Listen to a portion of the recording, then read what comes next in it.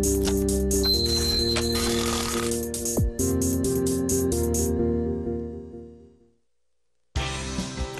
시청자 여러분 안녕하십니까. 출발 증시와이드 김동석입니다. 주말 즐겁게 잘 보내셨는지 모르겠습니다. 10월 29일 월요일 순서를 시작하겠습니다. 저희 프로그램 지상파 TV 채널 U1 그리고 KT 올레 IPTV로도 함께 시청하실 수 있습니다.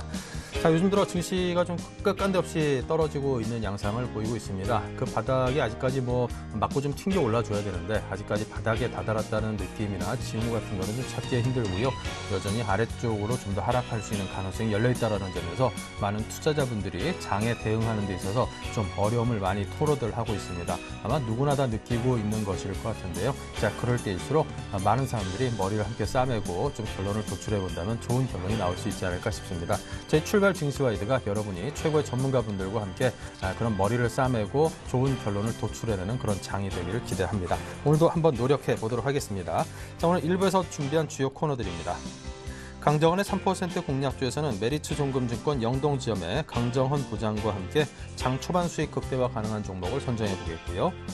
여의도 리포트에서는 동양증권 골드센터 목동점의 고윤기 대리와 함께 증시 회복 가능성과 11월의 증시 전망에 대해서 알아봅니다. 자, 이드코의 작전 타임에서는 투자 전략에 대해서 고민을 하겠습니다. 업종 스캐닝에서는 주요 업종과 종목들의 흐름을 실시간으로 살피고 대응 전략도 함께 짭니다. 네, 강정원의 3% 공략주부터 시작하겠습니다. 강정원 부장입니다. 안녕하십니까? 네, 안녕하세요. 네, 국내 전일장 그리고 뉴욕 증시 뉴욕 증시 상황도 함께 알려주시기 바랍니다. 네, 금요일 국내 시장은 34월 만에 1,900포인트를 하회하는 모습을 보였습니다. 삼성전자가 혼수 발표에도 불구하고 2%대 낙폭을 보였고요. 기아차가 실적 기대치를 좀 크게 하회하면서 5%대 급락을 보였습니다. 코스피 지수는 33.07포인트 하락한 1,891.43포인트 마감했고요. 역시 3분기 GDP 성장률이 1.6%를 기록하면서 예상치를 좀 하회했고 2% 미만 하회하는 것도 상당히 쇼크를 좀 받은 그런 모습이라고 보시면 되겠고요. 외국인이 1,650억대의 순매도를 보였습니다. 개인과 기관만 각각 1,600억대와 106억 사저율을 보였고 업종별로도 전체적으로 의료 정밀을 제외한 모든 업종이 좀 하락세를 보였습니다. 시가총액 상위 종목들 중에서도 삼성전자가 26%의 큰 폭의 하락을 보였고 기아차가 5.6%, 현대모비스, LG화학 각각 3%대 하락세를 보였습니다. 전체적으로 환율도 좀 하락하는 모습을 보이고 있고요. 지금 선물세도 내림세를 보이고 있는 그런 모습을 보여주고 있는데 그나마 시가총액 상위 종목들 중에서는 현대차와 포스코, 삼성생명, SK이노베이션만 보합세를 기록했다라고 정리를 하겠고요. 코스닥에서는 이틀째 급락을 보였습니다. 코스닥에서는 12.75포인트 하락한 505.5포인트 마감을 했고요. 기장 직후부터 이제 하락하는 모습을 보이면서 이 기관 쪽 매물이 대폭 쏟아지면서 큰 폭의 하락세를 기록했습니다.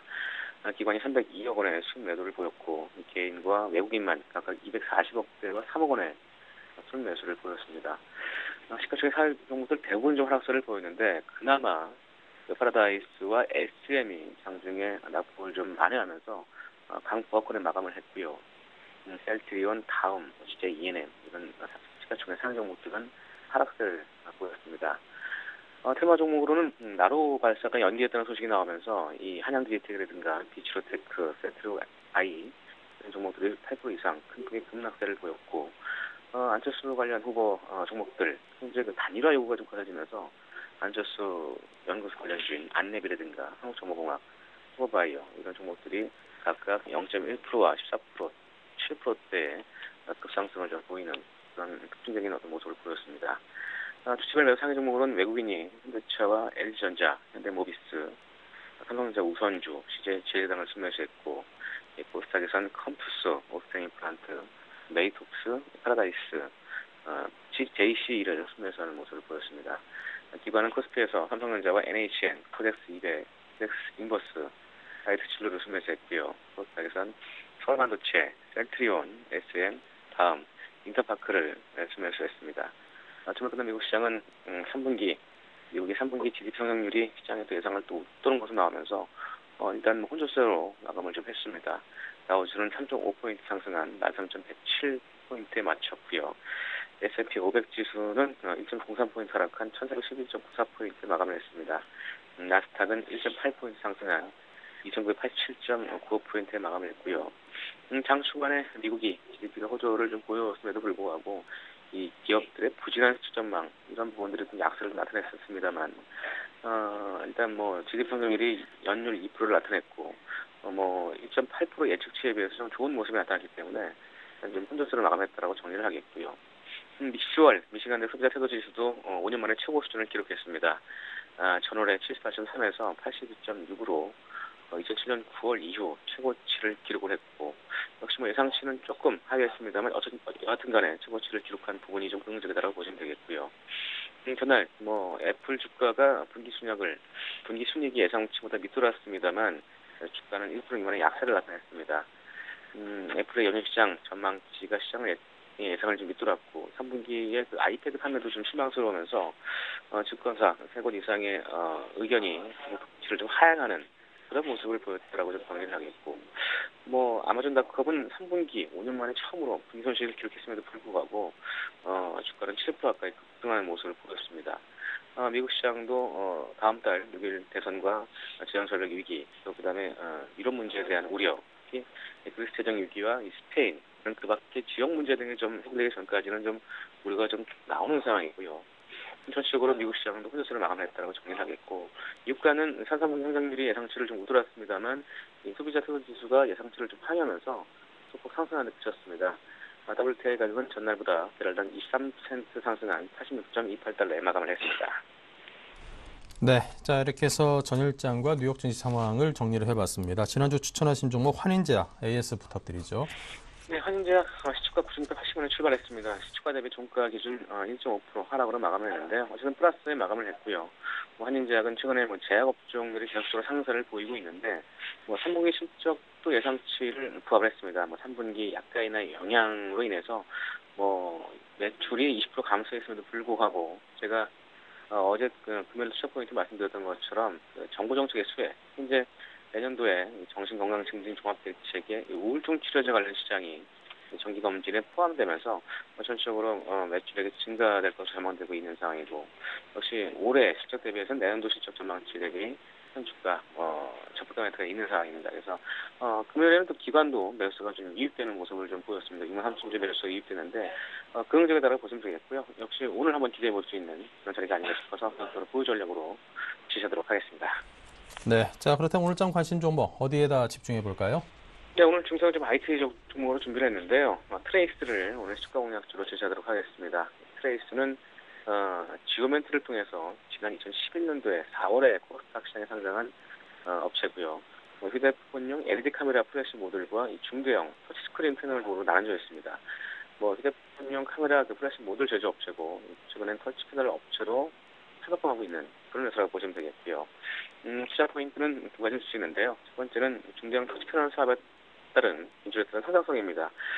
올해 2분기까지 매출의 대부분이 이제 LG전자의 휴대폰용 LED 카메라 모듈 플래시가 대부분이었습니다만 중대형 터치스크린 패널 사업을 본격적으로 개시하면서 올 8월부터 LG 디스플레이의 10인치와 11인치 이런 터치스크린 패널을 납품 중에 있습니다. 최근에는 LG 디스플레이를 통해서 델과 소니, 도시바 이런 글로벌 PC 업체들을 고객사로 좀 확보하고 있는 상황이고 이런 측면에서 이 중대형 터치스크린 사업에 본격적으로 진출 중에 있습니다. 매출은 9월부터 발생 중에 있고 전체적으로 올해 6월 터치스크린 패널 양산을 위해서 업계 최초로 생산 라인을 구축한 그런 회사라고 보시면 되겠고요. 기존의 터치스크린 패널의 경우에는 ITO 필름을 사용하고 있는데 이 트레이스의 터치스크린 패널 같은 경우에는 ITO 필름을 사용하지 않아서 원가를 좀 획기적으로 저감할 수 있는 그런 부분이 있다라고 보시면 되겠고요. 두 번째는 실적 호전 기대감인데요. 올해 생산선배 확충을 위해서 재원을 많이 마련을 좀 했습니다. 이런 부분들 때문에 60억 규모의 신주주 인컴 사채를 발행하면서 올해는 전체적으로 적자가 불가피합니다만 내년도 실적이 대폭 증가할 것으로 예상되고 있습니다. 특히 이제 영업이익률이 15% 이상 증가할 것으로 예상되면서 내년도 예상 EPS가 850원입니다. 그러니까 PER 0.4.2배 수준이라서 이런 성장성 대비해서 적정 멘트가 있는 종목이라서 오늘 트레이스를 제시하도록 하겠습니다. 네, 자 그렇다면 트레이스 목표가, 손절가 등등 잡아주시기 바랍니다. 네, 역시 10% 3% 이상, 손절가는 3,430원 짧게 보겠습니다. 가격 편의시 손절을 대응하시기 바라겠습니다. 네, 이렇게 해서 오늘 메리츠종금증권 영동점의 강정헌 부장과 함께 트레이스에 관해서 오늘 공략주로 선정을 해봤습니다. 감사합니다. 네, 고맙습니다.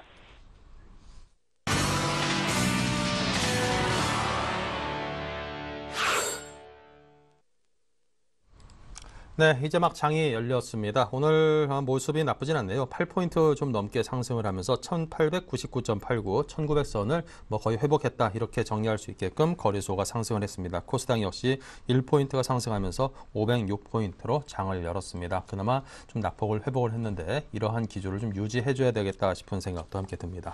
자, 오늘 우진투자컨설팅의 이성규 팀장, 텐스탁의 김선윤 대표 두 분과 함께 해보죠. 어서 오십시오. 네, 먼저 코스피 출발 상황부터 정리를 해보겠습니다. 이성규 팀장님. 네, 금일 코스피 지수 같은 경우는 0.45% 상승하면서 1899선에서 출발을 했습니다. 1900선을 넘지는 못한 수준이지만 그래도 지난주에 있을 그 급락에 대한 우려감들을 일단 장초반 좀 상쇄해가는 모습이고요. 여러 가지 우려감들이 있었습니다. 하지만 미국 같은 경우는 일단 지표들이 좀 긍정적으로 나온 측면들이 미국 장을 그래도 0.03% 상승세로 올려주면서 우리나라 장 또한 일단은 긍정적으로 좀 반응하고 있는 것으로 좀 판단되고 있습니다. 지금 현재 그 체결 지수가 나오고 있는데요. 일단은 현재 상황에서는 0.55% 상승하면서 1901선으로 진행이 되고 있는 상황입니다. 그리고 지금 현재 보게 되면 일단은 지난주에 있어서 굉장히 상황들은 좋지 않았습니다. 물론 거래량이 급증하면서 내려온 것은 아니었지만 전반적인 종목들의 약세가 나왔었는데 일단 장초반 보게 되면 오늘 상승 종목 수가 한 380 종목 정도에 달하고 있고요. 하락 종목 수는 178 종목에 달하면서 일단은 상승 종목 수들이 좀 우세하게 진행이 되고 있는 모습입니다. 그리고 상승 종목들로 편입되는 그 종목 수들도 점점 조금씩 많아지고 있는 추세라고 볼 수가 있겠고 오늘 지금 현재 보게 되면 대형주 위주의 장세들이 나오고 있습니다. 대형주가 0.53%대로 상승 출발을 했고요. 중형주는 0.25%대 그리고 소형주는 0.44%대 상승하는 모습을 보여주면서 일단 대형주와 소형주가 좀 강세를 보이고 있고 중형주들은 약간 좀 주춤한 모습을 보이고 있다라고 이렇게 전해드릴 수 있겠습니다. 지금 상승하는 업종들 중에서 가장 높이 상승하는 업종은 역시 의료정밀 업종입니다. 2.92%대에 급등을 하고 있는 그런 모습이고요. 그 뒤를 이어서 오랜만에 섬유의복 업종이 다시 한번 강세로 좀 올라가고 있습니다. 1.16%대 역시나 강세를 보여주고 있고요. 전기전자 업종이 1%대 상승세 그리고 건설 업종이 0.9%대 역시나 상승세를 보여주면서 경기 순환주들 중에서는 전기전자와 건설 업종이 상대적 강세를 보여주고 있고요. 그 뒤이어서 보게 되면 종이목재 업종이 0.8%대의 상승세 그리고 그 뒤로는 차이가 많이 납니다. 유통업종이 0.5%대 그리고 증권주들과 철강금속, 은행주들도 거의 대부분이 평균적으로 한 0.5%대의 상승세를 보여주면서 일단 지수 대비해서는 좀 동행하는 움직임이 나타나고 있다라고 이렇게 볼 수가 있겠고요. 다만 그동안 좀 강했었던 전기가스 업이라든지 의약품 업종이 오늘 장에서는 좀 부진한 모습을 보여주고 있습니다. 일단 전기가스 업종이 0.16%대의 하락세로 좀 출발하고 있는 모습이고 의약품 업종 또한 0.17%대의 하락세를 보여주고 있습니다. 다만 이 종목들, 그 종목 수들에 비해서 상승 종목 수가 좀 더 많다라는 거 그런 점이 좀 이렇게 특이점이다라고 이렇게 볼 수가 있겠고요. 음식료 업종 또한 최근에 상당히 강했습니다. 하지만 오늘 장에서는 0.03%대 미비한 상승률을 좀 기록하고 있는 모습이고 통신업이 0.04%대 역시나 상승세 보여주고 있으면서 그동안 상대적으로 좀 경기 방어적 성격들이 강했던 그런 업종들 같은 경우가 오늘 장에서 좀 장초반 좀 부진한 모습을 좀 보여주고 있다라고 이렇게 볼 수가 있겠습니다. 지금 업종별 그 투자들 수매수 한번 동향을 보게 되면 일단 그 코스피 지수에서는 오늘장 같은 경우는 오랜만에 외국인과 기관이 동반 매수하고 있는 모습을 보여주고 있습니다. 그리고 지금 같은 경우 개인들이 122억 원의 순매도세를 내놓고 있고요.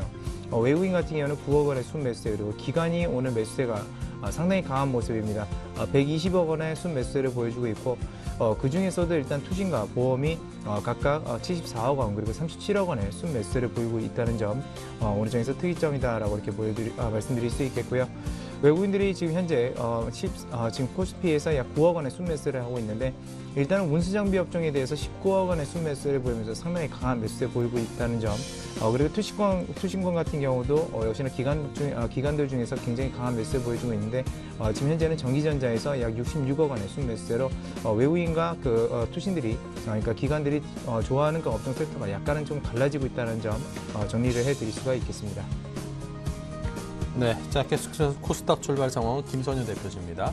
네, 코스닥 출방사가 그래도 굉장히 양호하게 출발해주고 있습니다. 3포인트 정도 올라주면서 한 0.68% 정도 지금 상승해주면서 출발해주고 있는데, 좀 전반적으로 코스닥 주가 흐름 자체가 굉장히 좀 지난주 한 주간 큰 폭으로 빠져주면서 주가가 다시 한번 21선이나 61선과 120선을 깨고 내려가는 것이 아니냐라는 우려감이 좀 많았었는데, 일단 그래도 오늘 상승 출발해 주면서 좀 버팀목이 되어주는 것 같습니다. 그래도 일단은 500포인트 초반에서는 어느 정도 그래도 저가 매수세가 좀 유입되는 것을 보아 일단 추가적인 상승이 나올 가능성도 있다는 걸 좀 알아두셨으면 좋겠고, 지금 대안으로서 일단 중소형주, 중형주들의 일단 실적주 중심으로 한 매수세가 굉장히 최근에 좀 꾸준하게 있기 때문에 그 점 참고하시면서 좀 대응하시면 될 것으로 판단이 되고 있습니다. 자, 일단은 오늘 서울반도체 같은 경우가 그래도 가장 이제 좋은 흐름을 좀 보여주고 있는데, 최근 주가 흐름 25,000원까지 무너진 이후에 다시 한번 좀 반등해주고 있는 그런 흐름입니다. 아무래도 일단은 신규 매출에 대한 그 기대감 때문인데요. 그래도 아무래도 엠플라 LED에 대한 그 기대감 부분이 아무래도 내년부터 작용하기 때문에 그 영향으로서 주가가 다시 한번 반등해주고 있는 흐름. 그래서 고점 부분으로 말씀드릴 수 있을 것 같으면 한 23,000원 정도가 됐을 때는 그때는 아무래도 한번 저항선에 부딪히지 않을까라고 좀 판단이 되고 있는 부분이고요.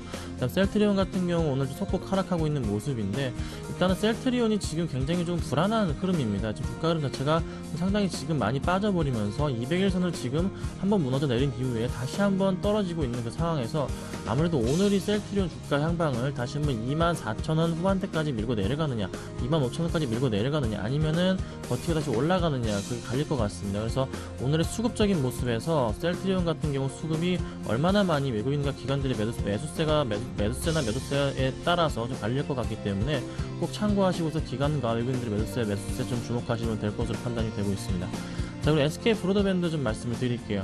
최근 이제 굉장히 많이 좀 상승을 한 이후에 지금 한 달 반 정도 가까이 지금 박스권을 유지하고 있는 상황입니다. 그래서 한번 좀 반등이 올 수도 있지 않을까라는 기대감에 지금 상당히 또 매수세가 강하게 좀 들어오고 있는 모습인데, 최근 들어서 거래량 역시 굉장히 또 강한 모습이 있었기 때문에 9월 들어서 거래량이 꾸준하게 계속 꽉 늘어나 있는 그 모습을 보이고 있는 상황에서 지금 거래량이 그래도 8월 중순경으로 지금 회귀한 상태입니다. 그렇다면 한 번 더 반등이 올 수 있는 그런 자리라고 또 말씀을 드릴 수가 있겠는데, 수급적으로 봐서도 외국인들이 꾸준하게 일단 매수는 들어오고 있습니다. 하지만 그래도 기관들이 매도세가 나와주고 있다는 점, 그래서 기관들이 수급적으로 좀 매수세가 들어와줘서 한번 주가를 끌어올려줘야 되겠지만은 그 기간 자체가 언제인지는 좀 가늠하기 힘들지 않나. 그래도 일단은 지금 전반적으로 봤을 때는 SK그룹주가 좀 강하게 움직여주고 있기 때문에 그 영향을 조금이나마 좀 받지 않을까 판단이 됩니다. 그래서 박스권 돌파 가능성이 있다는 점 좀 알아두시면 될 것 같습니다. 자, 그리고 메가스터디가 오늘 좀 많이 빠집니다. 메가스터디가 좀 2.5% 정도 빠져주고 있는데요. 주가 흐름도 완전히 그 수능에 대한 기대감으로 인해서 한번 올라줬다가 다시 제자리를 찾아가 버렸습니다. 그래서 주가가 다시 한번 제자리를 찾아가면서 지금 66,500원의 가격대를 형성하고 있는 모습인데, 완전히 오늘 121선 무너져 내린 상태이기 때문에 일단은 6만원 초반대까지도 한번 흘러내릴 수가 있을 것 같습니다. 그리고 수급적으로도 좀 문제가 좀 발생할 수 있나 보겠지만서도 크게 아직 수급적으로 매수세가 들어오는 것도 아니고 매도세가 확실히 나가는 것도 아니기 때문에 일단 메가스터디는 보류하고 좀 지켜보시는 관점으로 대응하시면 좋겠고, 오늘 마지막으로 네오이즈 게임즈가 오늘 상당히 지금 흐름이 좋습니다. 3% 이상 지금 급등하고 있는 모습인데, 아무래도 그 게임 규제, 고스톱과 포크류 게임에 대한 아무래도 그 우려감이 있었는데 그 우려감 자체가 조금은 해소되는 분위기로 판단이 되는 만큼 게임주 관련해서는 네오이즈 게임즈 보시면 될 것 같고, 여타 다른 게임들도 마찬가지이기 때문에 그 점 확인하시고 대응하시면 될 것 같습니다. 네, 자 이렇게 해서 양시장의 출발 상황 정리해봤고요. 계속해서 외환과 채권 시장 정리 한양증권의 전소영 연구원과 합니다. 안녕하십니까? 네, 안녕하세요. 네, 지난주 후반에는 연이틀 1,000원선 미만에서 움직였는데요. 자, 지금 현재 외환 시장이 어떻습니까? 네, 오늘도 환율 소폭 하락 출발하고 있습니다. 전일 대비 1원 하락한 1,096원에 거래 출발하고 있는데요. 전반적으로 봤을 때는 위험 자산의 가격 상승은 조금 더딘 편입니다. 미국의 GDP가 호조세를 시장이 예상보다 좋게 나왔음에도 불구하고 전반적으로 다우지수 상승폭은 좀 적은 상황이었고요. 반면에 이제 달러화 같은 경우는 이제 안전통화로서의 위험을 좀 나타내는 중입니다. 유로존의 우려가 좀 지속이 되면서 달러 인덱스 같은 경우는 80선을 돌파하는 그런 모습들을 보였습니다. 하지만 이럼에도 불구하고 국내 환율은 상당히 견조한 모습을 보이고 있습니다. 일단은 이제 1,100원을 하향 돌파했다라는 것에 대해서 차트 이제 레인지를 구축하려는 모습들이 관측이 되고 있는 상황이고요. 월말을 맞아서 내고 물량이 꾸준하게 유입이 되고 있다라는 이런 점들이 환율의 강세를 지지하는 요소입니다. 반면에 달러화가 좀 강세를 보였다라는 점과 그리고 당국에서 1,100원 밑에서 계속해서 좀 구두 개입과 스무딩 오퍼레이션이 나왔다라는 이런 점은 아무래도 환율의 하락 속도를 늦추는 요인으로 작용할 것으로 보입니다. 또한 오늘 이제 주말에 금융연구원에서 발표된 자료에 환율의 하락 방어를 위해서 좀 증권 자금을 규제해야 된다라는 이런 논의가 나왔다라는 이런 점 역시 좀 환율 시장에 좀 부담 요인으로 작용할 가능성이 높은데요. 포지션 플레이는 좀 제한된 반면에 아무래도 월말이기 때문에 실수급에 의해서 좀 움직이는 장세가 계속 나타날 것으로 보입니다. 네, 자 그렇다면 채권 시장의 흐름은 또 어떤지요? 네, 오늘 채권 시장은 소폭 강세해 보이고 있습니다. 전일 대비 이틱 하락한 106.22에 국채 선물 거래 출발하고 있는데요. 안전자산 선호가 확인이 되고 있습니다. 미국채 금리 같은 경우도 지난 금요일 날 8bp가 하락하면서 채권 시장의 강세를 계속 나타내고 있는 그런 상황입니다. 하지만 국내 채권 시장 같은 경우는 이미 국고 3년물이 2.78%까지 하락하면서 기준금리 수준이 2.75%에 근접하고 있기 때문에 추가적인 강세는 좀 제한될 가능성이 높습니다. 또한 레벨 부담과 그리고 외국인에 대한 그런 증권자금 규제 중에 채권자금까지 포함돼야 된다라는 이런 내용들이 나오기 때문에 이런 모습들 역시 채권 시장에 좀 부담이 될 것으로 연출이 되고 있고요. 전반적으로는 레인지 장세가 연출될 가능성이 높아 보입니다. 네, 자 지금까지 전소영 연구원과 함께 외환과 채권 시장 정리 함께 해봤습니다. 감사합니다. 네, 감사합니다. 네, 다음은 여의도 리포터의 김보람 아나운서입니다. 네, 안녕하세요. 여의도 리포트 김보람입니다. 지난 한 주간 코스피는 2.7% 이상 밀리면서 1,900선을 이탈했습니다. 하지만 월요일장인 오늘 1,900선을 되찾으면서 출발했는데요. 이번 한 주 흐름은 어떻게 예상되고 있는지 이 시각 증권사 리포트로 살펴보겠습니다. 먼저 제목부터 살펴봅니다. 현대증권은 모멘텀 부재 국면 기간 조성의 연장이 예상된다고 보고 있고요. 하나대투증권은 11월 전망 미국에 달려있다고 보고 있습니다. KDB 대우증권에서는 11월의 악재 품격에 대해서 요약해 봅니다. 그리고 신한금융투자는 중기적 비중 확대를 생각하는 이유에 대해서 살펴보고요. 동양증권에서는 증시 회복 여부보다는 강도가 중요하다고 판단하고 있습니다. 이 가운데 현대증권부터 자세하게 살펴보겠습니다. 모멘텀 부재 국면이 지속되면서 지수는 1,900선을 하회하는 양상입니다. 다만 외국인 수급은 점차 개선될 것으로 기대하는데요. 어닝 시즌이 정점을 지나고 있고 원화 강세 없이 속도 조절 국면에 진입할 것으로 예상되기 때문입니다. 또한 미국의 주택 고용 회복은 긍정적인데요. 최근 증시 불안의 주된 요인은 미국 증시의 불안이었습니다. 미국 증시는 이번 어닝 시즌을 통해 4분기 실적에 대한 우려가 커지고 있습니다. 특히 재정 절벽 가능성에 따른 기업의 투자 유보가 성장 동력을 잠식하고 있기 때문인데요. 유럽과 중국에서도 모멘텀을 찾기는 어렵습니다. 하지만 지나친 비관론은 경계할 필요가 있는데요. 대체적으로 국내 업종 대표주들의 3분기 실적 결과가 예상치에 부합했기 때문입니다. 또한 선제적인 주가 조정이 진행된 만큼 추가적인 지수 조정 압력은 크지 않을 전망입니다.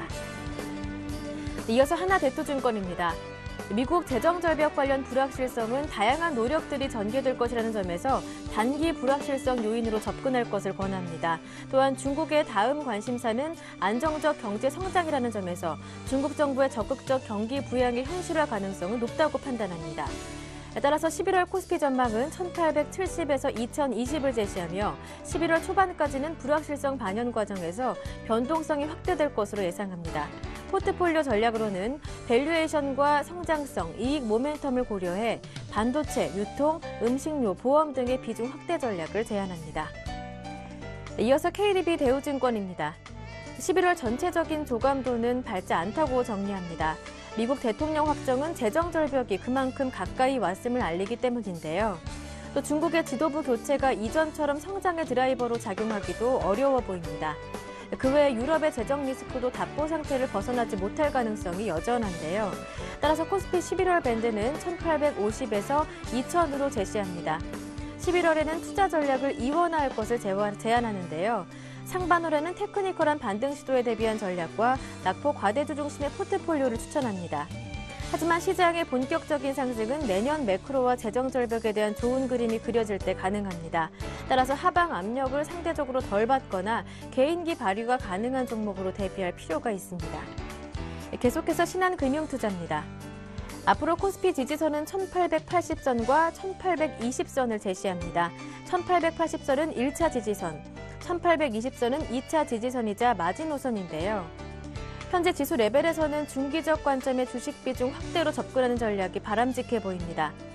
최근 코스피와 원화 가치의 디커플링이 심화되고 있지만 중장기 방향성은 일치한다고 보며 단기적인 디커플링 해소 과정을 예상합니다. 또한 원화 가치 레벨업 양상이 진행될 경우 외국인 자금 유입 또한 재개될 개연성이 높아 원화 강세는 두려워할 필요가 없다고 지적했습니다. 네, 마지막 동양증권 리포트 내용은 동양증권 골드센터 목동점의 고윤기 대리와 함께하겠습니다. 안녕하세요. 네, 안녕하십니까. 증시 회복 여부보다는 강도가 중요하다라는 판단이신데요. 리포트 내용 들어보겠습니다. 네, 현재 주식시장은 상승 모멘텀이 없는 상황입니다. 그나마 미국 경제 지표가 좋기는 하지만 글로벌 증시 하락을 전반적으로 방어하기에는 역부족인 것 같습니다. 10월 한 달간 글로벌 증시 하락이 진행된 만큼 투자 심리와 밸류에이션 기준으로 보면 반등할 수 있는 구간이라고 판단이 되는데요. 미국 개인 투자자들의 심리를 보여주는 지표는 0.67배로 2010년 이후에 최저 수준까지 하락한 이후에 다소 진정되는 모습을 보이고 있습니다. 그리고 국내 증시 12개월 예상 PER도 8.2배 정도로 2011년 9월 그리고 2012년 7월 저점 정도까지 낮아진 상황입니다. 그렇지만 회복의 강도는 최근 부각된 변수들의 변화에 따라 달라질 것으로 판단하고 있는데요. 첫 번째로 글로벌 경우 경제 둔화 우려는 1월 초 발표될 미국과 중국의 제조업 체감 경기 11월 11일과 미국의 고용 지표 11월 2일 날 발표가 중요한 변곡점이 될 것으로 전망하고 있습니다. 두 번째는 기업 실적 발표는 이제 중후반으로 진입한 것으로 보이는데요. 추가적인 이익 전망치 하향 조정 여부가 관심입니다. 국내 같은 경우에는 대형 기업들의 실적 발표가 끝나고 미국도 S&P 500 기업 중에 절반 이상의 기업들이 실적 발표를 마무리했는데요. 추가적인 하향 조정의 가능성이 남아 있기는 하지만 국내 증시 이익 수정 비율의 경우에는 글로벌 금융위기 당시를 제외하고 최저 수준에 근접해 있다는 점을 감안을 한다면 추가적인 하향 조정의 폭은 그리 크지 않을 것으로 전망하고 있습니다. 세 번째로는 원화 강세의 판단인데요. 미국과 중국의 제조업 체감 경기가 예상치에 부합하고 미국의 고용 지표가 개선이 된다면 최근 급격히 진행되고 있는 원화 강세도 단기적으로도 진정될 가능성이 있다고 판단하고 있습니다. 그렇지만 이미 원달러 환율이 1,100원 이하로 내려간 이상 외국인의 어떤 순매도 포지션이 순매수로 빠르게 전환되기는 어렵다는 점도 기억해 두실 필요가 있을 것 같습니다. 마지막으로 미국 대선과 중국 정권교체 이유에 대한 불안이 여전한데요. 미국은 재정 절벽에 대한 문제, 그리고 중국은 성장에 대한 신뢰의 문제 등이 남아있기 때문에 이 점도 관심 있게 보셔야 할 것 같습니다. 결론적으로 국내 증시는 투자 심리와 밸류에이션 기준으로 보면 추가적인 하락보다는 회복 가능성이 높은 국면이라고 판단이 되는데요. 그렇지만 회복 여부보다는 강도가 중요하다고 보입니다. 회복의 강도를 결정한 글로벌 경기, 그리고 이익 추정체의 변화, 그리고 원화 강세와 외국인 매매 패턴, 그리고 마지막으로 정치적 변화 같은 다양한 변수들을 체크해 볼 시점인 것 같습니다. 단기적인 관점에서 지수 회복 과정은 변동성 높게 진행될 것으로 판단을 하고 있고요. 이번 주 코스피 예상 밴드는 1880에서 1930포인트로 이렇게 바라보고 있습니다. 네, 말씀 잘 들었습니다. 도움 말씀 고맙습니다. 네, 감사합니다. 네, 지금까지 여의도 리포트였습니다.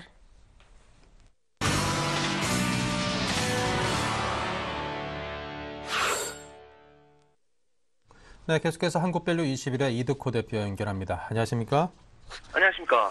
네, 오늘 장의 모습이 그 전주의 장에 비해서는 그래도 좀 괜찮은 모습입니다. 1900선도 회복을 했고요. 코스닥도 좀 상승을 하고 있고요. 자, 이 본격적으로 좀 상승으로 이 가닥을 잡아주는 게 오늘부터 시작이었으면 좋겠다 싶은 바람이 드는데, 자, 오늘 장은 어떤 전략이 좋을까요?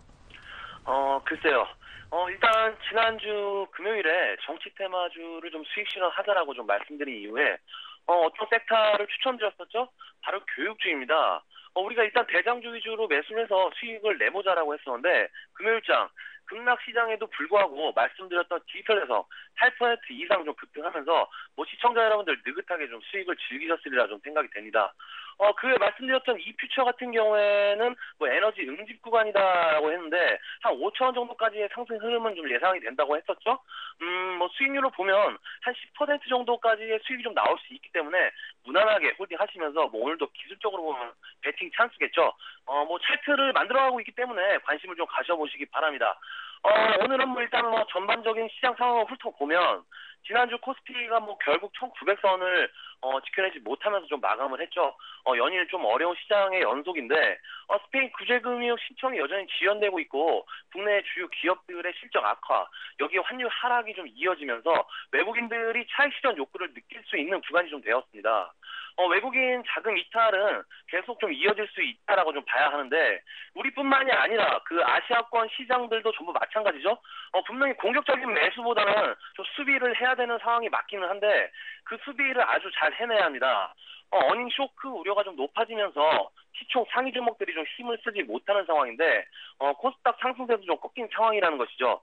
그렇지만 어떻습니까? 수비만 해서는 이길 수 없기 때문에 보유 종목 리스크 관리를 잘 하시는 가운데 매수주, 경기 방어주 위주로 공략을 하시면서 반격 타이밍을 노려보셔야겠고요. 새로 출시된 윈도우 8과 아이패드 미니가 시장에 어떤 영향을 미칠지도 좀 관심 있게 지켜보시면서 특히 중소형 IT 업종에서 반등에 좀 실마리를 찾아보시면 좋겠습니다. 날씨가 많이 추워졌습니다. 조금 이르지만 연말 효과도 염두에 둬야 되는 상황이 오고 있고 매수 타이밍을 잡는다면 좋은 기회가 좀 될 수 있을 것으로 좀 보고 있는데요. 종목에 따라서 눌러줄 때 저감에서 하는 전략을 좀 구사해볼 수도 있겠죠. 지수의 방향성을 잡지 못하고 횡보하거나 계속해서 하락할 조짐이 보이면 좀 마음이 흔들리기 쉽습니다. 지난주에 투매 현상을 설명드리면서 지금 상황에서 투매에 동참하지 말자고 좀 당부를 해드렸는데요. 분산 투자가 잘 짜여진 포트와 일정 이상의 현금을 좀 들고 계신 분이라면 장이 하락하더라도 상대적으로 좀 대응이 수월할 텐데요. 대부분 우리 개인 투자자들이 그렇게까지 치밀하게 준비해서 매매하는 것은 매우 어렵습니다. 어차피 주식시장에 뛰어들었다면 좀 공부를 좀 하셔야 하는데 적어도 본인이 투자한 회사의 실적과 기본적인 업황은 좀 파악하고 계셔야겠죠. 주식 사이트를 게시판에 들락날락해서 뭐 마음만 혼란스럽고 남는 게 없습니다. 증권사나 주식 자문을 얻는 것을 통해서 적극적으로 좀 정보를 얻어보시고요. 실적 같은 부분은 발표 날 때까지 그냥 계속 마냥 기다리지 마시고 회사마다 주식 담당자가 있습니다. 구체적인 수치는 알려주지 않지만 계략적인 분위기는 좀 파악할 수 있으니까 전화하셔서 실적은 어떤지, 신규 사업 잘 되는지, 회사에 악재는 없는지 좀 물어보시기 바랍니다. 내 종목에 대해서 내가 알아야 손절을 하든 홀딩을 하든 할 수 있겠죠. 자, 어깨 펴시고요. 오늘 내가 투자한 회사들에 대해서 좀 더 알아보는 시간을 가졌으면 좋겠네요. 이번 주에는 미국과 중국 경제 지표의 발표가 좀 예정돼 있습니다. 지표가 호전된다면 탄력적이지 않더라도 제한적인 반등은 좀 나올 수 있기 때문에 1900선 회복은 가능하지 않겠냐 이렇게 보고 있고요. 코스닥 시장도 조정 흐름이 나올 수 있으니까 개별 종목 위주로 단기 트레이딩하는 전략으로 유지하시면서 파이팅 하시기 바라겠습니다. 오늘 작전 타임은 여기까지입니다. 고맙습니다. 네, 감사합니다. 지금까지 한국밸류 21의 이두코 대표였습니다.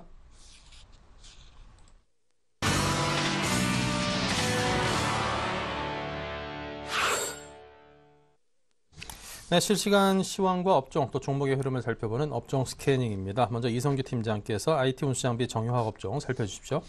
네, 지금 현재 IT 업종들의 흐름이 상당히 좋은 모습입니다. 일단 기관 투자자들이 집중적으로 좀 매수를 하고 있는 모습인데요. 그 중에서도 앞서 말씀드렸지만 투신권들의 매수가 상당히 강한 업종입니다.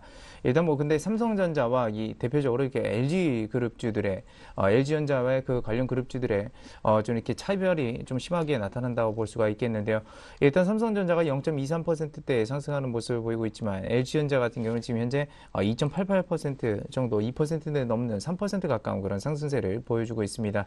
일단 삼성전자 같은 경우는 최근에 실적세 굉장히 좋았지만 일단 주가에 그런 부분들이 어느 정도 반영되었다라는 인식들이 좀 이렇게 팽배하고 있고요.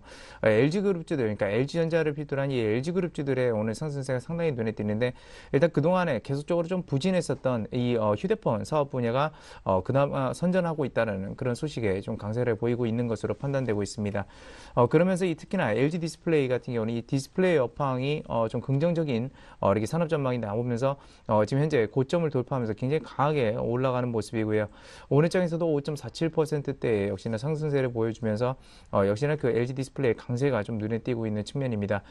그리고 이와 더불어서 이 전자업계가 전기전자업계가 이렇게 좋은 뭐 흐름을 보여주는 이유 중에 하나는 바로 이제 D램 가격에 대한 추가적 낙폭이 있지 않고 일부 그 주요 관계자 말로 이 D램 가격, 그러니까 D램에 대한 그 치킨 게임이 끝났다, 그러니까 반도체 산업에 대한 치킨 게임이 끝났다는 그 인식 자체가 오늘 장에서도 이 전기전자 업종 전체에다가 힘을 실어주고 있는 모습입니다. 특히나 이 D램, 그러니까 이 반도체와 가장 연관성이 깊은 SK 하이닉스 같은 경우도 오늘 장에서 3%대 넘는 좀 급등세를 보여주고 있고요. 일단 전고점을 돌파한 모습이다라고 이렇게 말씀드릴 수 있겠습니다.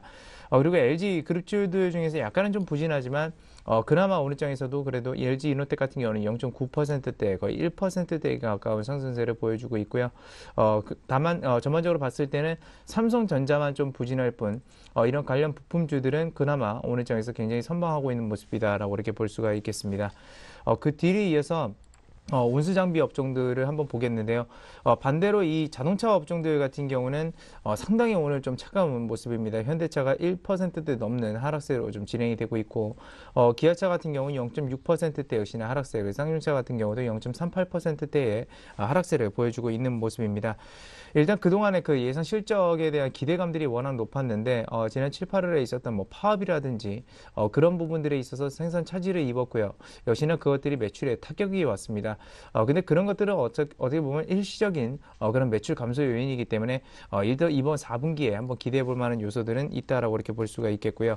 하지만 우려가 되는 것은 뭐냐면 전기전자 업종 같은 경우가 최근에 상승세를 보이는 이유 중에 하나는 둘 다 수출 업체라고 이렇게 볼 수가 있겠지만 이 IT 업종들 같은 경우는 시장 지배력을 굉장히 많이 확대를 했습니다. 그리고 어려운 상황에서 확대를 한 측면들이 있고요. 우리나라 자동차 업계 같은 경우는 그 이전에 작년부터 일본의 그 도요타 리콜 사태로 해서 반사이익을 받지만 최근에 들어서는 시장 지배력을 그렇게 뚜렷하게 확대하고 있지는 못하는 모습입니다. 그러니까 원달러 환율이 내려갔을 때 IT 업종들은 상대적으로 시장 지배력을 확대를 했기 때문에 그 부분을 상쇄할 수 있을 거라는 기대감들이 현재는 좀 작용하고 있는 측면이고, 이 자동차 업종들은 그런 쪽으로 일단 기대감들이 좀 많이 좀 사라진 상태라서 오늘 장에서도 굉장히 부진한 모습 보이고 있고, 실적이 어느 정도 가셔야 될 때까지는 다시 한번 상승 추세를 좀 올리기는 어렵지 않을까 그렇게 생각하고 있습니다. 다만 이 현대차, 뭐 기아차 이런 기업들을 보게 되면 일단은 전 저점 부분까지 이제 도달하게 되면서 어느 정도 그 박스권 하방에 좀 오는 모습입니다. 물론 기아차 같은 경우는 그동안 현대차보다는 흐름이 굉장히 좋았는데 그런 부분들이 오히려 좀 독이 됐고, 특히나 이 기업의 그 어떤 매출 구조로 보게 됐을 때는 현대차보다 기아차가 좀 환율 하락에 대해서 더 안 좋은 구조를 가지고 있습니다. 그렇다 보니까 상대적으로 낙폭이 굉장히 크게 나오고 있다라고 이렇게 볼 수가 있겠고, 물론 오늘 장에서는 현대차가 좀 더 큰 모습이지만 전체적인 흐름으로 보게 되면 이 현대차보다는 기아차의 낙폭이 훨씬 컸다라고 이렇게 정리를 해드릴 수가 있겠습니다. 그리고 그 부품주들 같은 경우는 오늘 장에서 굉장히 좀 차별화되는 양상들을 많이 보이고 있는데요. 현대모비스 같은 경우는 0.7%대 하락하는 모습을 보이고 있지만 현대위아 같은 경우는 오히려 1.1%대 상승하는 모습 보여주고 있습니다. 특히나 만도 같은 경우도 1.38%대 상대적으로 강세를 보여주고 있는데요. 일단 뭐 상대적 밸류에이션 자체에는 크게 상관은 없어 보이지만 그 기존에 있었던 현대모비스 같은 경우는 자동차에 대해서 부품 그쪽에 대해서 좀 매출 일변도가 좀 크다라고 볼 수가 있겠지만, 이 현대위아라든지 만도 같은 경우는 자동차뿐만이 아니라 뭐 방산업이라든지 기계 이런 쪽과도 많이 연관돼 있어서 그런 부분들이 실적 타격이 좀 제한되고 있는 것으로 좀 판단되면서 오늘 장에서 그런 점들을 좀 반영하고 있는 것으로 좀 판단되고 있습니다. 그리고 역시나 그 뒤를 이어서 이 우리나라 자동차 부품주들이 전반적으로는 좀 부진한 모습들 보이고 있지만 일부 자동차 업종들은 상당히 강세를 보이고 있다는 점 오늘 장에서 좀 특이 동향이다라고 이렇게 볼 수가 있겠고요. 그 다음에 운수장비 업종이죠. 역시나 조선 업종들을 한번 보도록 하겠습니다. 조선 업종도 오늘 전반적으로 대체적으로 한 1%대에 평균적으로 1%대의 상승세를 보여주고 있는데 상승폭은 보시다시피 그렇게 강한 모습은 아닙니다.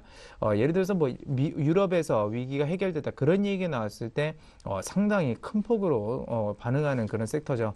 근데 오늘 장에서는 보게 되면 평균적인 1%, 물론 시장 대비해서는 상당히 그래도 좀 긍정적인 흐름들 보여주고 있지만 있지만 여전히 추세를 반전시키기에는 상당히 좀 힘들어 보이는 그런 모습들입니다. 아직까지도 그렇게 수요가 크게 나타나고 있지 않은 측면이고요. 유럽 국가들이나 여타 국가에서도 이 조선 발주량이 그렇게 크지는 않은 모습입니다. 그리고 최근에 그 경기 지표들이 발표되는 것을 보면 이 자본재 위주의 그 주문은 들어오지 않고 있습니다. 일종의 말하면 내부재 쪽으로 주문이 많이 들어오고 있는데 그런 것들이 바로 이제 자본재라는 것이 물론 설비 투자와 많이 관련돼 있지만 그런 부분들은 이 큰 운수 장비 쪽과도 상당히 많이 연관이 돼 있어서 이런 부분들에 대해서 아직까지 실적이 가셔야될 만한, 실적이 개선될 만한 큰 효과는 현재는 보이지 않고 있다라는 점. 그런 점들 말씀을 드릴 수 있겠고요.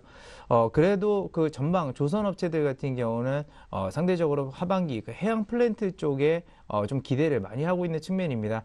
이 해양 플랜트에서 가장 강한 우리나라 조선 중공업 업체 중에서 가장 강한 기업은 바로 이제 삼성중공업이라고 볼 수가 있겠는데요. 최근에 낙폭이 굉장히 컸습니다. 다른 상대적인 다른 조선중공업 섹터보다는 컸는데 그 이유 중에 하나는 다른 이 조선중공업 섹터들이 하락을 하기 시작했을 때 삼성중공업 같은 경우는 꿋꿋이 버텼죠. 하지만 그것을 오히려 역으로 다시 한번 큰 폭으로 떨어지는 효과는 보였지만 오늘장에서 1.7% 가장 강한 상승세를 보이는 건 그동안 단기간에 많이 떨어졌던 점도 있지만 하반기 해양 플랜트에 대한 그런 기대감들이 주가에 조금씩 반영되고 있다라고 보시면 되겠습니다. 그래서 전방 업체들은 좀 이렇게 그래도 긍정적인 모습을 보이고 있지만 이 후방 업체들, 그러니까 조선 기자재 업종들 같은 경우는 전반적으로 대체적으로 좀 부진한 모습들을 보여주고 있고요. 특히나 이 부분은 풍력과도 연관되어 있는데 풍력 산업이 여전히 굉장히 불황을 면치 못하고 있습니다.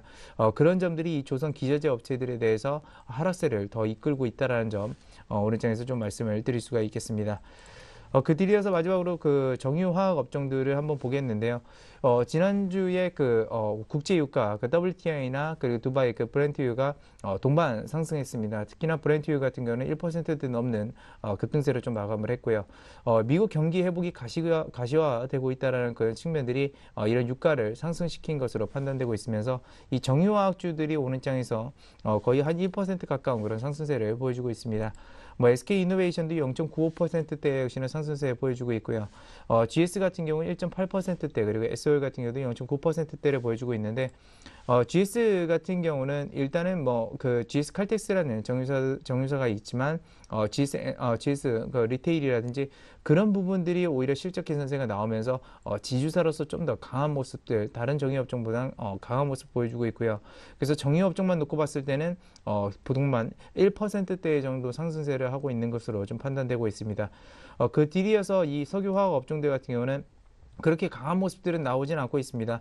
대표적으로 LG화학이라든지 호남석유화학이 0.5%대, 0.6%대의 상승세를 보여주고 있고요.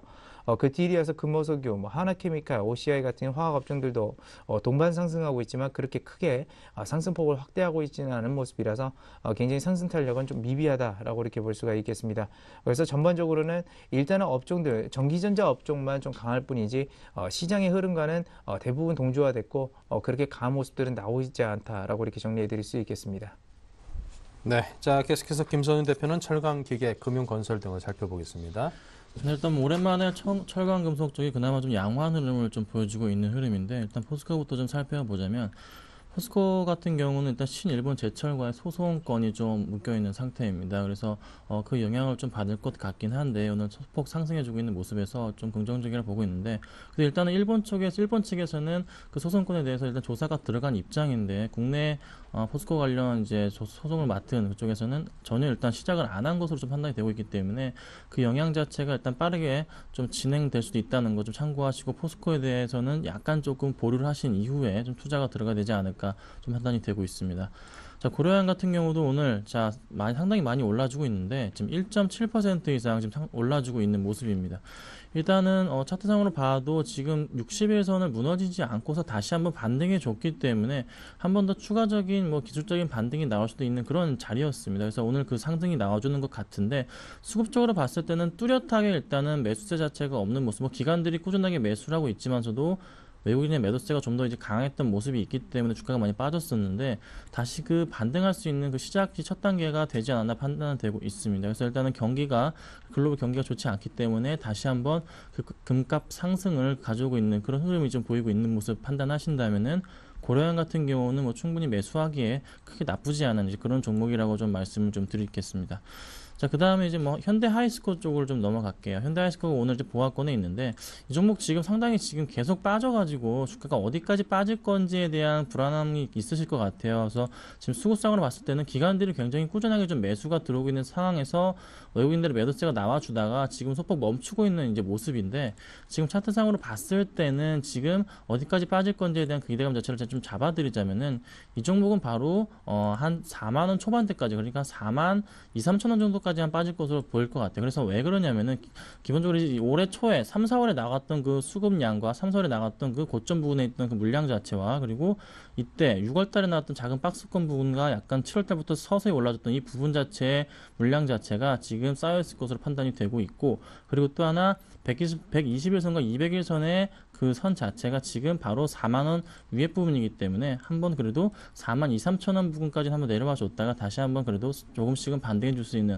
그런 모양새를 그릴 것으로 판단이 되고 있습니다. 그래서 일단은 기관들의 매도세가 나오지 않는 이상은 좀 더 꾸준하게 좀 갈 수 있는 다시 한번 반등해 줄 수 있기 때문에 지켜보실 필요가 있다고 좀 말씀을 드리겠습니다. 자, 이 정도로 이제 철강 금속업종 마무리 짓도록 하고 기계업종으로 좀 넘어가 볼게요. 자, 오늘 이제 현대 엘리베이터가 2% 이상 상당히 많이 지금 올라주고 있어요. 뭐 수급상으로는 전혀 일단은 뭐 도움을 못 받고 있음에도 불구하고 주가가 반등해주고 있는데 일단 너무 낙폭가되기 때문에 주가가 반등하고 있지 않나 좀 판단이 되고 있습니다. 지금 저가 부분에 해당하는 부분이 바로 77,500원 부분인데 그래도 8만원 아래 7만원 후반대 가격대는 가격 메리트가 있다고 판단이 되고 있어서 들어오는 모양새로 판단이 되고 있는데 지금 상황에서는 굳이 이 종목을 매수하라고는 말씀을 좀 못 드리는 그런 모양새인 것 같아요. 일단은 뭐 잠깐 반등을 줬다가 다시 한번 분명히 77,000원 저가 부분을 확인하고 다시 한번 올라갈 가능성이 높습니다. 그래서 일단 현대 엘리베이터 같은 이렇게 낙폭과대가 심한 종목들 중에서 근데 지금 시장에서 소외받는 그런 업종들은 조금은 주의 깊게 투자에 임하시는 게 낫지 않나 보여집니다. 그래서 기계업종 중에서 하나 더 말씀을 드리자면은 두산중공업, 두산인프라코어를 빼놓을 수가 없겠는데 지금 두산인프라코어를 꼭 말씀드려야 될 것 같아요.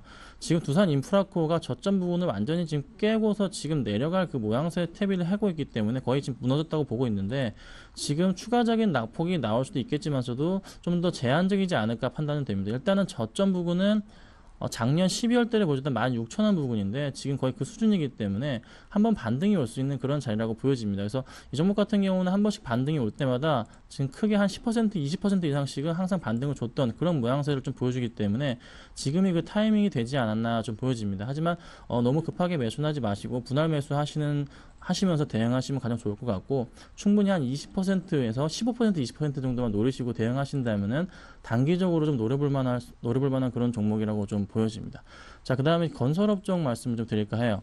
자, 건설업종 오늘 하나만 보겠습니다. 현대건설. 지금 현대건설이 지금 다시 한번 반등해주고 있는 그런 흐름을 보여줍니다. 지금 주가가 상당히 많이 빠져줬다가 다시 그 저점 부분에서 다시 올라가주고 있는 그런 형국인데 지금 이제 수급상으로 봤을 때는 큰 문제 자체가 없어 보입니다. 일단은 기관들의 매도세가 나와주고 했지만서도 외국인들이 그 물량을 싸그리 받아주면서 지금 주가를 다시 한번 올릴 채비를 하는 것으로 판단이 되고 있는 모습이에요. 그래서 현대건설 같은 경우는 한번 반등이 온다면은 단기적으로 한 65,000원 정도까지 볼 수 있다고 보여집니다. 그래서 그 이상은 보지 마시고 한 65,000원 정도까지만 대응하시면은 가장 좋지 않을까 보여집니다. 마지막으로 은행주 관련해서 좀 볼까요? 은행주 관련해서는 제가 말씀드릴 수 있는 종목은 좀 신한지주밖에 없는 것 같습니다.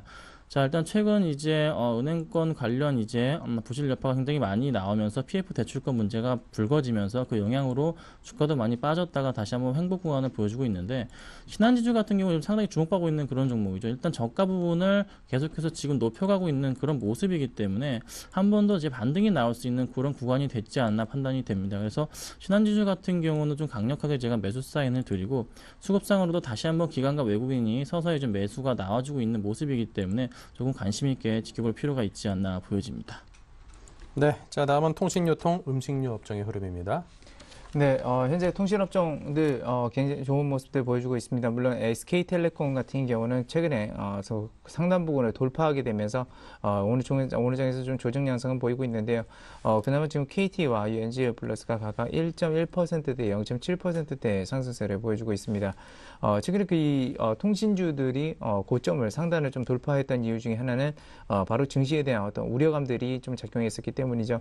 그런 점들로 인해서 상단은 돌파한 건 맞지만 추가적인 인상들이 있습니다. 본격적으로 이 통신주들이 내년부터 새로운 수익 모델로 가져가게 될 그 통신 컨텐츠, 스마트폰 같은 스마트폰이나 뉴미디어 기기에 대한 그 컨텐츠에 대한 수익성들에 대한 기대감들이 현재장에서 좀 작용하고 있다라고 보시면 되겠고요. 그러면서 이제 고점을 돌파하고 가게 되는데 사실상 이 실적 자체는 지금 현재 가늠할 수 있는 수준은 아닙니다.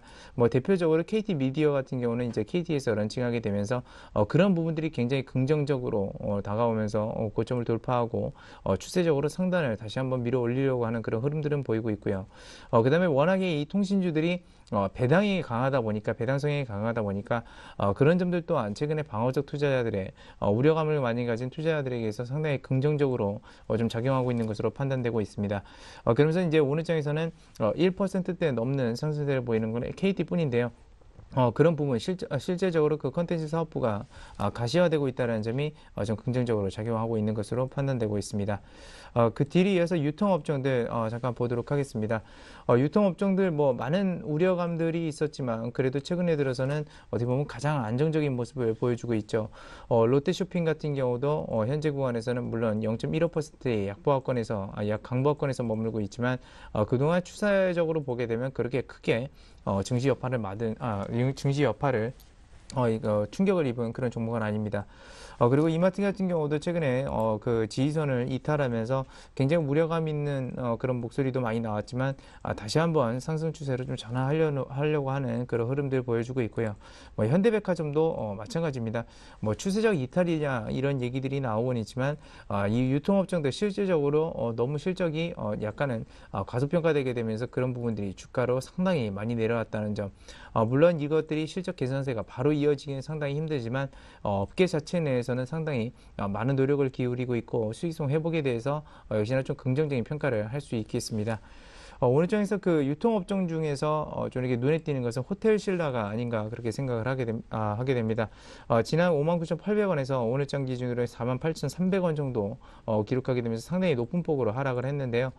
실적이 예상보다 좀 둔화되게 나왔는데 이전에 있던 실적치가 워낙 높았던 것이 문제였다라고 이렇게 볼 수가 있겠습니다. 그래서 상당히 고평가 수준에 있기 때문에 그런 점들은 역시나 하락세로 추가적으로 전저점 이탈도 가능한 수준이다라고 이렇게 볼 수가 있겠습니다. 마지막으로 이 음식료 업종들 보겠는데요. 음식료 업종 상당히 뭐 강한 모습들 나오고 있습니다. 오늘 장에서도 특히 강한 모습들 나오고 있는데 지난주 가장 큰 이슈였다고 한다면 이 농심의 그 유해물질 검출 사건이었죠. 그러면서 농심이 무려 30만 원대에서 29만 원 좀 넘어간 수준에서 25만 원대까지 큰 폭으로 좀 하락한 모습이지만 오늘 장에서는 그나마 0.61% 상승하는 모습 보여주고 있고요. 오리온 같은 경우는 계속해서 100만 원 선 탈환하게 되면서 그 부분을 상당히 강하게 좀 지지하려고 하는 모습들 나오고 있습니다. 오늘 장에서 0.7%대 상승하는 모습 보여주고 있고 그리고 하이트 진로라든지 무학이라든지 이런 주류 업체들 최근의 상승세 상당히 무섭습니다. 시장 지배력 확대와 함께 그런 부분들 한번 기대해 볼 수 있으니까 이런 음식료 업종들 성장 모멘텀을 가지고 있다는 점 말씀드릴 수 있겠습니다. 네, 자 다음은 테마주 흐름입니다. 네, 갑자기 이제 코스닥이 상당히 많이 빠져주고 있는데 지금 이제 거의 시작폭만큼 도로 빠져버려가지고 지금 마이너스 0.7% 정도 지금 유지하고 있는 흐름입니다. 계속적으로 지수 빠지고 있기 때문에 약간 불안하긴 한데 지금 오전에 잠깐 올라졌던 그 종목들 자체가 다 빠져줬기 때문에 지금 굳이 이제 상승 업종을 좀 보자면은 뭐 엔터주 관련해서 뭐 YG 엔터테인먼트 같은 경우 2% 이상 좀 올라주고 있는 모습이고 그다음에 JYP 엔터가 3% 거의 4% 이상 지금 급등해주고 있는 모습입니다. JYP 엔터 같은 경우는 JYP가 아무래도 우회 상장권이 있기 때문에 그 영향을 받아서 최근 들어 주가가 이제 큰 폭의 상승을 해주고 있는 모습이기 때문에 참고하시면 될 것 같고요. 그리고 KT 뮤직 같은 경우도 최근 들어 주가가 상당히 많이 올라줬는데 한 번 더 추가적인 상승이 또 나올 수 있지 않을까 조심스럽게 좀 판단해 드릴 수가 있겠고 게임주 관련해서 잠깐 말씀을 드리면은 게임주가 오늘 또 상당히 또 종목에 따라 좀 틀리긴 한데 그래도 대부분 상당히 많이 빠져주고 있는 모습입니다. 뭐 드래곤플라이 같은 경우 7% 이상 급락하고 있는 모습을 좀 보여주고 있고, 최근 이제 뭐 카카오톡 관련 게임주들 역시 오늘 좀 소폭 빠져주고 있는 흐름이기 때문에 당분간은 이 게임주가 경기 방어주 성격이 강해서 상승을 했지만서도 아직은 다시 한번 반등이 오기에는 조금 자리를 잡고서 다시 한번 올라가 줘야 되지 않나. 너무 많이 올랐기 때문에 빠져주는 것으로 보여집니다. 그래서 일단 오늘 장에서 보셔야 될 이제 테마주 관련해서는 뭐 엔터주 중심으로 해서 관심을 가지신다면 될 것으로 판단이 됩니다. 네, 자 다음은 KRC 투자자문의 김성원 이사와 이야기 나눠보겠습니다. 안녕하십니까? 네, 안녕하십니까? 네, 오늘은 어떤 기업을 소개해 주시겠습니까? 네, 일본의 모기지 뱅크 전문 회사인 SBI 모기지입니다. 고배당 매력에 실적 모멘텀까지 더해지며 주가가 고공행진하고 있습니다. 이달 들어서만 주가가 25% 이상 치솟으면서 강세를 이어가고 있습니다. 상장 첫날인 지난 4월 30일 주가가 하한가를 직행하며 3개월 넘게 공모가 7,000원 수준을 회복하지 못한 것과는 대조적인 모습입니다. 최근에는 저금리와 저성장으로 마땅한 투자처를 찾지 못한 자금들이 성장성과 배당 매력을 겸비한 SBI 모기지에 주목하고 있습니다. 네, 자 그렇다면 SBI 모기지 배당과 더불어 적극적인 영업도 계획하고 있다고요? 네, SBI 모기지는 증시 대비 6개월 만에 두 차례 배당을 실시했습니다. 7월 주당 300원을 배당했고 오는 12월에는 주당 179원의 현금 배당을 실시하는데 시가 배당률은 각각 5.6%, 2.2%입니다. 2012 회계년도의 상반기 매출액과 영업이익이 지난해보다 약 30%, 37% 증가한 916억 원, 715억 원으로 반기 사상 최대 실적을 달성했기 때문입니다. SBI 모기지는 우수한 시장 지배력과 상품 포트폴리오를 통해서 영업력을 강화하고 있다며 한국 시장에서 적극적으로 사업을 펼친다는 방침입니다. 마루야마 노이아키 대표는 한국의 주택담보 대출 시장 내에서 장기 고정금리 상품 비중이 빠르게 확대될 것으로 보고 있다며 이달 초 설립한 한국 법인을 기반으로 모기지 뱅크 시스템을 한국 최초로 도입해서 다양한 상품을 선보일 계획이라고 합니다. 네, 자 그렇다면 구체적인 투자 전략은요? 현 주가는 PR 8.5배, PBR 1.3배로 밸류에이션 업종 평균보다는 약간 저평가입니다. 5월 4일 상장 이후 5,020원까지 빠졌던 주가가 1만 원대로 2배 가까이 올라서 약간 가격 면에서 부담스러운 면도 있지만 아직 상승 추세는 훼손되지 않았습니다. 10% 목표 수익률 정도로 만원 부근에서 분할 매수 접근 가능하겠습니다. 매수가 9,700원에서 9,900원, 목표가 11,000원, 손절가 9,000원 제시합니다. 네, 자 오늘은 이렇게 해서 KRC 투자자문의 김성원 이사로부터 SBI 모기지 종목 추천 받아봤습니다. 감사합니다. 네, 감사합니다. 네, 자 그리고 지금까지 우진투자컨설팅의 이성규 팀장, 텐스탁의 김선윤 대표 두 분께서도 함께 수고해 주셨습니다. 감사합니다. 네, 지금 잠시 후 11시부터는 종목 키서비스 시간 준비되어 있습니다. 종목 상담 원하시는 분께서는 무료 문자 013-3366-0110, 전화 023153-1610번으로 신청 주시면 상담 가능하시고요. 저희 출발 증시와에도 블로그에도 많은 관심을 가져주시기 바랍니다. 자, 오늘 1900선 거의 회복하면서 장 초반에 흘러가던 증시가 다시금 1896선까지 좀 줄어들었습니다. 하지만 5포인트 가까이 상승하고 있는 상승세는 유지를 하고 있고요. 코스닥은 반면 하락으로 돌아서 있는 상황입니다. 자, 이래저래 좀 상승 쪽으로 가닥을 잡기는 아직까지도 증시에 쌓이는 에너지라든가 여러 대내외적인 여건이 성숙해 있지 좀 않다는 그런 공감대가 형성되어 있는 것 같습니다. 좀 어렵긴 한데요. 2부 여러분께 전해드릴 때는 좋아질 수도 있겠죠. 2부 순서에 좀 좋은 내용 기대를 해보겠습니다. 잠시 후 뵙겠습니다.